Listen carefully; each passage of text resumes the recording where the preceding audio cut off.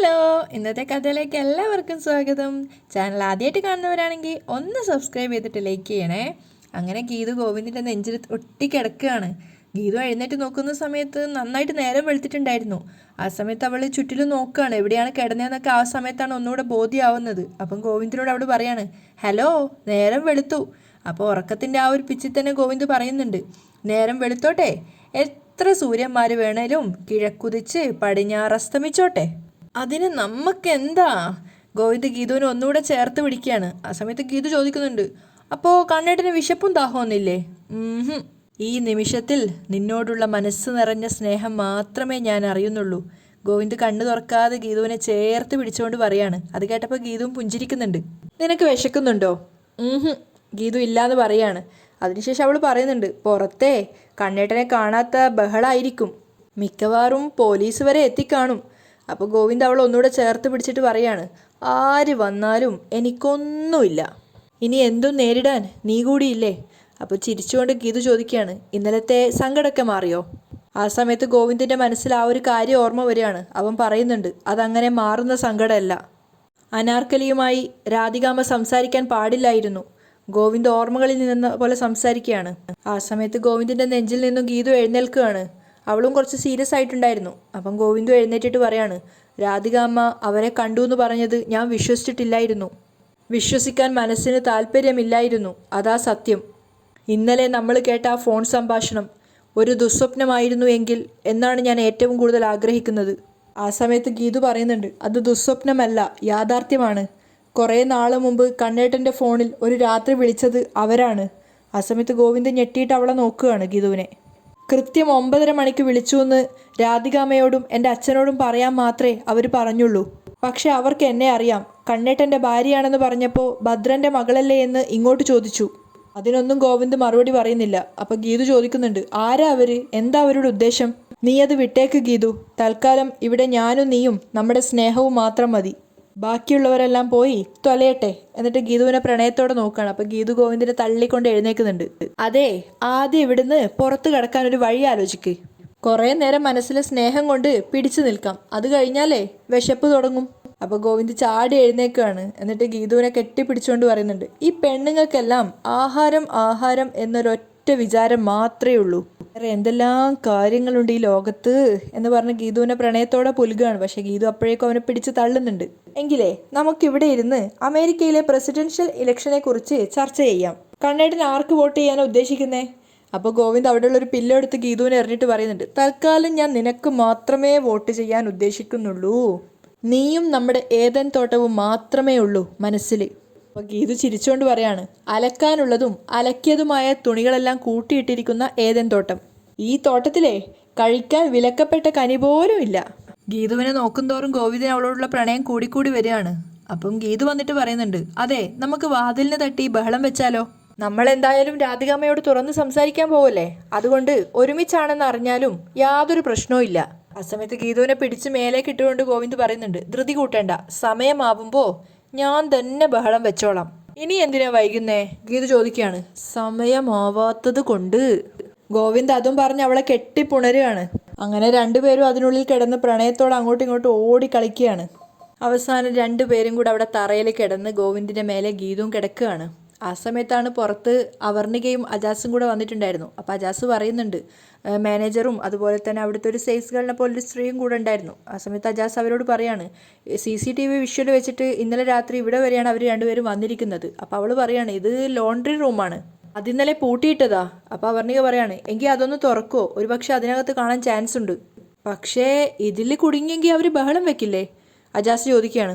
എങ്ങനെ ബഹളം വെക്കും? പുറത്ത് രാധിക മേഡവും വരുൺ സാറും ഉണ്ടെന്ന് അവർ കരുതില്ലേ? എന്തായാലും തുറന്നു നോക്കാം സാർ. അങ്ങനെ അവരാ വാതിൽ തുറക്കുകയാണ്.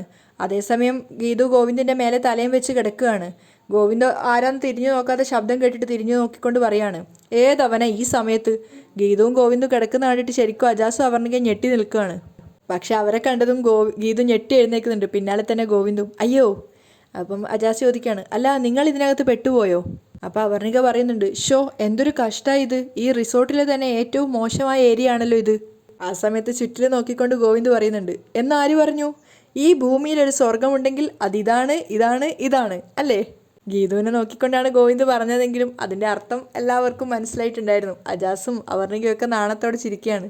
ഗീതുവിനും അവർക്കത് മനസ്സിലായി എന്നുള്ളത് മനസ്സിലാവുന്നുണ്ട്. ഗീതു നാണത്തോടെ ഗോവിന്ദിൻ്റെ പിന്നിലേക്ക് മറയുകയാണ്. ആ സമയത്ത് അജാസ് ദേഷ്യത്തോടെ അവരോട് പറയുന്നുണ്ട്, ഇന്ദ്രൻ എവിടെ? അവനെ വിളിക്ക്. ഇത്രയും മോശമായ ഒരു സാഹചര്യത്തിൽ ഇവിടെ കഴിയേണ്ടി വന്നത് അവൻ്റെ മാത്രം പിടിപ്പുകേടാ. അപ്പം ഗീതു പറയുന്നുണ്ട്, ഇക്ക സാരമില്ല, കണ്ണേട്ടൻ ഈ റൂം ഇഷ്ടപ്പെട്ടു എന്ന് പറഞ്ഞല്ലോ. സാർ അങ്ങനെയൊക്കെ പറയും, പക്ഷേ ഞാനിത് അങ്ങനെ വിടാൻ ഉദ്ദേശിച്ചിട്ടില്ല. അജാസ് നല്ല കട്ടക്കലിപ്പിലാണ്. ആക്ഷൻ എടുത്തേ പറ്റൂ. ഇന്ദ്രൻ എവിടെ? അപ്പോൾ ഗോവിന്ദ് പറയുന്നുണ്ട്, അതെ ആക്ഷൻ എടുക്കണം. ഈ റിസോർട്ട് നമ്മളങ്ങ് വാങ്ങുന്നു. അപ്പോൾ അജാസ് പറയാണ്, അതെ വാങ്ങിയിട്ട് ഈ റൂം മാത്രം അങ്ങ് ഇടിച്ച് പൊളിച്ച് കളയാം. അപ്പോൾ ഗീതു നാണത്തോടെ പുഞ്ചിരിക്കുകയാണ്. അപ്പോൾ അവർണിക പറയുന്നുണ്ട്, റൂം ഇടിച്ച് കളയണോ അതോ സ്മാരകമാക്കണോ എന്നൊക്കെ നമുക്ക് പിന്നീട് തീരുമാനിക്കാം. വാ പുറത്തിറങ്ങാം. അത് കേട്ടത് രണ്ടാളും നാണത്തോടെ ചിരിക്കുകയാണ്. അപ്പോഴേക്കും അവിടുത്തെ ജോലിക്കാർ രണ്ടുപേരും പുറത്തിറങ്ങി പോയിട്ടുണ്ടായിരുന്നു. അജാസും അവർണിക ആദ്യം പുറത്തിറങ്ങി പോവുകയാണ്. അവർക്ക് രണ്ടുപേർക്കും നാണം കൊണ്ട് ചിരി വരുന്നുണ്ടായിരുന്നു. അപ്പം ഗീതുവിനെ ചേർത്ത് പിടിച്ചുകൊണ്ട് ഗോവിന്ദും പുറത്തേക്ക് വരുന്നുണ്ട്. എന്തൊക്കെയാ ഇത്? അജാസ് അവർണികയോട് പറയുക. രണ്ടുപേരും ചിരിക്കുകയാണ്. അപ്പോഴേക്കും ഗീതുവും ഗോവിന്ദും പുറത്തെത്തിയിട്ടുണ്ടായിരുന്നു. പക്ഷേ പുറത്തെത്തിയതും ഗോവിന്ദിൻ്റെ മനസ്സിൽ വന്നത് രാധികാം ഇന്നലെ കോൾ ചെയ്ത ആ ഒരു സംഭാഷണമാണ്. എനിക്ക് സംസാരിക്കാനുള്ള ഒരു അവസരം താ അനാർക്കലി. പഴയ കാര്യങ്ങളൊന്നും പറയാനുള്ള സമയമല്ല ഇത്. നാളെ രാവിലെ വരെ നിനക്ക് എല്ലാ സൗകര്യങ്ങളും അവിടെ കിട്ടും. ഞാൻ അങ്ങോട്ട് വന്നിട്ട് ബാക്കി സംസാരിക്കാം. അതൊക്കെ ഗോവിന്ദിന്റെ മനസ്സിൽ വീണ്ടും വന്നിട്ടുണ്ടായിരുന്നു. എനിക്കിപ്പോൾ തന്നെ രാധികാമ്മയെ കാണണം, ഗോവിന്ദ് പറയാണ്. അപ്പം അജാസ് പറയുന്നുണ്ട്, അതിന് അവരെല്ലാം രാവിലെ തന്നെ പോയല്ലോ. അത് കേട്ടത് സന്തോഷം കൊണ്ട് ഗീതു പറഞ്ഞു പോവാണ്. അവരെല്ലാം പോയെങ്കിൽ അടിപൊളി, നമ്മുടെ ഹണിമൂൺ നമുക്ക് ഇവിടെ തന്നെ ആഘോഷിക്കാം. അജാസും അവർണിക അടുത്തുള്ളത് ഗീതു മറന്നുപോയിട്ടുണ്ടായിരുന്നു. പക്ഷെ അത് കേട്ടത് അവർണിക ചിരിച്ചു പോവുകയാണ്. നാണം കൊണ്ട് അജാസിനും ചമ്മൽ വരുന്നുണ്ടായിരുന്നു ഗീതുവിൻ്റെ സംസാരം കേട്ടിട്ട്. അപ്പോൾ ഗീതുവിന് അപ്പോഴാണ് ഓർമ്മ വന്നത് അവരടുത്തുണ്ട് എന്നുള്ള കാര്യം. അപ്പോൾ ഗീതു ശബ്ദം താഴ്ത്തി പറയാണ്, സോറി, ആവേശം ഇത്തിരി കൂടിപ്പോയി. ഗീതു ചമ്മലോടെ ഗോവിന്ദിനെ നോക്കുകയാണ്. അപ്പോൾ അവർണിക പറയുന്നുണ്ട്, സാരമില്ല, നിങ്ങൾ എൻജോയ് ചെയ്തോ, ഞങ്ങൾ മടങ്ങുവാ. എന്നിട്ട് അജാസിനെ നോക്കുന്ന സമയത്ത് അജാസും പറയുന്നുണ്ട്, വാ പോവാം. അതെ, എന്തെങ്കിലും സഹായം വേണമെങ്കിൽ വിളിച്ചാൽ മതി, അവർണിക പറയുന്നുണ്ട്. അങ്ങനെ അജാസും അവർണിക അവിടെ നിന്ന് പോവുകയാണ്. അപ്പോഴും ഗോവിന്ദിൻ്റെ മുഖത്ത് ആകെ ഒരു ടെൻഷൻ ഉണ്ടായിരുന്നു. അപ്പോൾ ഗീതു പറയുന്നുണ്ട്, അതെ, നേരത്തെ പറഞ്ഞതുപോലെ ഈ നിമിഷങ്ങളിൽ നമ്മൾ മാത്രം മതി. ബാക്കിയുള്ളതൊക്കെ മനസ്സിൽ നിന്ന് അങ്ങ് തൂത്ത് കളഞ്ഞേക്ക്, കേട്ടോ? എന്ന് പറഞ്ഞ് ഗോവിന്ദിനെ ചേർത്ത് പിടിക്കുന്നുണ്ട്. അതുപോലെ ഗോവിന്ദും അവളെ ചേർത്ത് പിടിച്ച് ബാക്കിയൊക്കെ മനസ്സിൽ നിന്ന് മാറ്റിയിട്ട് രണ്ടുപേരും മുറിയിലേക്ക് പോവാണ്. അതേസമയം തിരിച്ച് വീട്ടിലേക്ക് പോയിക്കൊണ്ടിരിക്കുകയാണ് രാധികയും വരുണും അതുപോലെ തന്നെ രേഖയും കാഞ്ചനയും ഒരു കാറിൽ. ആ സമയത്ത് രാധിക ആകെ ടെൻഷനിലാണ്. അപ്പം വരുണ് രേഖയോട് പറയുന്നുണ്ട്, രേഖ അവർക്ക് വണ്ടി വന്നോന്ന് വിളിച്ചു ചോദിക്ക്, ആ വിനോദിനും പ്രിയക്കും. രേഖ കോൾ ചെയ്യാൻ പോയ സമയത്ത് രാധിക പറയുന്നുണ്ട്, അവർ വന്നോളും, നീ വേഗം വണ്ടി വിടാൻ നോക്ക്. അപ്പോൾ വരുണും ദേഷ്യത്തോടെ പറയാണ്, അമ്മ ഇങ്ങനെ ധൃതി വെച്ചത് കൊണ്ടാണ് അവരെ ആ ബോട്ട് ജെട്ടിയിൽ നിർത്തിയിട്ട് വരേണ്ടി വന്നത്. അത് എനിക്ക് പോയിട്ട് കുറച്ച് അത്യാവശ്യം ഉണ്ടായിരുന്നു. രാധിക പതറിക്കൊണ്ട് പറയാണ്. അപ്പോൾ വരുണ് പറയുന്നുണ്ട്, അമ്മ ഇങ്ങനെ അത്യാവശ്യം എന്ന് പറയാതെ കാര്യം എന്താണെന്ന് പറയേ, ഞങ്ങൾക്ക് കൂടി അറിയാലോ. അപ്പോഴേക്കും രേഖ കോൾ ചെയ്യുന്നുണ്ട്. രേഖ അവരെ കിട്ടിയില്ലേ? വിളിച്ചു നോക്കിയോ? വിളിച്ചോണ്ടിരിക്കുക, നോക്കട്ടെ. ആ സമയത്ത് രാധിക പറയുന്നുണ്ട്, അവർക്ക് വരാൻ അറിയാലോ, പിന്നെ എന്തിനിങ്ങനെ വിളിച്ചോണ്ടിരുന്ന് സമയം കളയുന്നേ? അതിന് വിളിക്കുന്നത് ഞാനല്ലല്ലോ, രേഖയല്ലേ. അപ്പോൾ കാഞ്ചന ചിരിച്ചുകൊണ്ട് ചോദിക്കുന്നുണ്ട്, എന്നാ മാമി ഇവളോ ടെൻഷൻ? എന്നെ മാതിരി ഹാപ്പി ആയിരുന്നെങ്കിൽ മാമി. ഈ മാമി ഭയങ്കര സസ്പെൻഷൻ്റെ ആളാ. അത് കേട്ടതും രേഖ പറയുന്നുണ്ട്, സസ്പെൻഷൻ അല്ല കാഞ്ചനെ, സസ്പെൻസാ. ഓ, രണ്ടും ഒന്ന് താനേ? ദേഷ്യത്തോടെ കാഞ്ചന ചോദിക്കുകയാണ്. അപ്പോഴേക്കും രേഖ പറയുന്നുണ്ട്, വരുണേട്ടാ ബെല്ലടിക്കുന്നുണ്ട്. ആ പ്രിയമോളെ, നിനക്ക് വണ്ടി വന്നായിരുന്നോ? ഇല്ല ചേച്ചി, ടാക്സിയിലാണ് വരുന്നത്. മറുതലക്കിൽ നിന്നും പ്രിയ പറയുകയാണ്. പ്രിയം വരുണും വേറൊരു കാറിലാണ് ഉണ്ടായിരുന്നത്. പ്രിയം വിനോദും വേറൊരു കാറിലാണ് ഉണ്ടായിരുന്നത്. ഇല്ല ചേച്ചി, ടാക്സിയിലാണ് വരുന്നത്. പ്രിയ പറഞ്ഞത് കേട്ടതും രേഖ ചോദിക്കുന്നുണ്ട്, അതെന്താ നിങ്ങളുടെ കാറ് വന്നില്ലേ? അത് വിനോദിൻ്റെ ഫ്രണ്ട് കൊണ്ടുവന്നില്ല, ഞങ്ങൾ കുറേ സമയം നോക്കി, പിന്നെ ഒരു ടാക്സി പിടിച്ചു. ശരി മോളെ, എങ്കിൽ പിന്നെ പെട്ടെന്ന് വരാൻ നോക്ക്. ശരി ചേച്ചി. പ്രിയം കോള് കട്ട് ചെയ്യാണ്. കോള് കട്ടായതും രേഖ വരുണിനോട് പറയുന്നുണ്ട്, വിനോദിൻ്റെ ഫ്രണ്ട് വരാൻ വൈകിയത് കൊണ്ട് അവരൊരു ടാക്സി പിടിച്ച് വന്നുകൊണ്ടിരിക്കുക. അപ്പോൾ രാധിക വരുണിനോട് പറയുന്നുണ്ട്, ഇനി നിനക്ക് പോവാലോ? ഒന്ന് സമാധാനമായിട്ട് ഇരിക്കാമേ, ഇപ്പം എത്തും. രാധിക ആകെ ടെൻഷനിലാണ്. അപ്പോഴാണ് അനാർക്കലിയുടെ കോള് വരുന്നത്.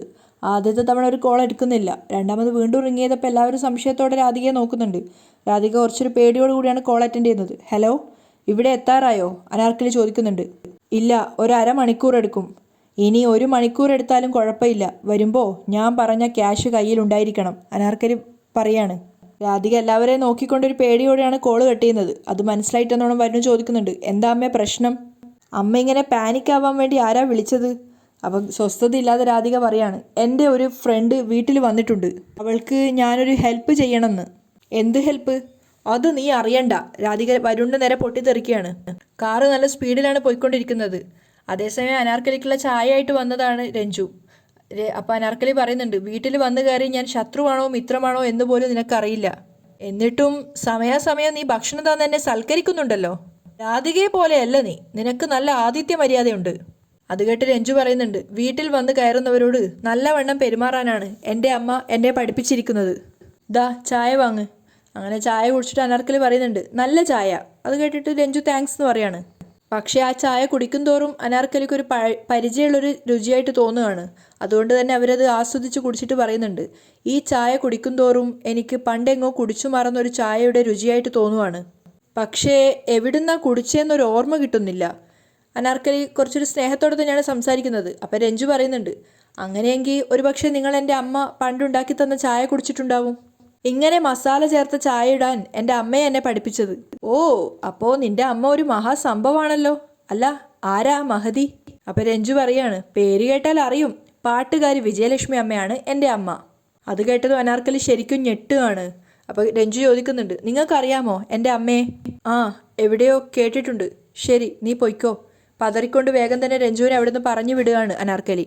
രഞ്ജു അവിടുന്ന് പോയതിനു ശേഷം അനാർക്കലി ചിന്തിക്കുന്നുണ്ട്, മാധവൻ നായർക്ക് ഇങ്ങനെ ഒരു മകളില്ല. അപ്പം ഇവള് രഞ്ജുവിൻ്റെ കാര്യത്തിൽ ആകെ ഒരു സംശയത്തിലാണ് അനാർക്കലി ഉള്ളത്. ആ സമയത്താണ് മുൻപ് വിജയലക്ഷ്മി ജയിലിൽ തന്നെ കാണാൻ വന്ന ആ ഒരു കാര്യം അനാർക്കലി ആലോചിക്കുന്നത്. കാരണം അന്ന് അവർ കാണാൻ വന്ന സമയത്ത് അനാർക്കലി കാണാൻ കൂട്ടാക്കിയിട്ടുണ്ടായിരുന്നില്ല. മാത്രമല്ല ഒരു എഴുത്തെഴുതി കൊടുത്തിട്ടുണ്ടായിരുന്നു, ഇത് വായിച്ചു കഴിഞ്ഞാൽ നീ തീർച്ചയായിട്ടും എന്നോട് സംസാരിക്കാൻ ആഗ്രഹം പ്രകടിപ്പിക്കും എന്നൊക്കെ പറഞ്ഞിട്ട്. പക്ഷെ ആ എഴുത്തും അനാർക്കലി അന്ന് വായിച്ചിട്ടുണ്ടായിരുന്നില്ല. ജയസൂപ്രണ്ടിൻ്റെ മുന്നിൽ വെച്ച് തന്നെ അത് വലിച്ചു കീറിയിട്ട് അവരുടെ മുഖത്തേക്ക് വലിച്ചെറിഞ്ഞു കൊടുത്തതാണ്. അതുകൊണ്ട് തന്നെ അന്ന് എന്താണ് വിജയലക്ഷ്മി പറയാൻ ആഗ്രഹിച്ച കാര്യം എന്നുള്ളത് അറിയാൻ പറ്റിയിട്ടുണ്ടായിരുന്നില്ല. അനാർക്കലി ആകെ വേർതിരിക്കുകയാണ്, എന്തായിരിക്കും ഇതിൻ്റെ പിന്നിലുള്ള യാഥാർത്ഥ്യം എന്ന് ആലോചിച്ചിട്ട്. അതേസമയം വിനോദിൻ്റെ ഫോണിലേക്ക് ഒരു കോൾ വന്നിട്ടുണ്ടായിരുന്നു. വിനോദ് എടുത്തു നോക്കുന്ന സമയത്ത് അവൻ്റെ കൂട്ടുകാരൻ്റെ ഫോണാണ്. അതായത് അവൻ്റെ വണ്ടി എടുത്തുകൊണ്ടുപോയി അവൻ്റെ കൂട്ടുകാരൻ്റെ ഫോണ്. ആ അബി പറയടാ. ചിരിച്ചുകൊണ്ടാണ് വിനോദ് സംസാരിക്കുന്നത്. പക്ഷേ മറുതലക്കൽ നിന്നും കേട്ട കാര്യം വിനോദിൻ്റെ ആ ചിരി മായ്ച്ചു കളയാണ്.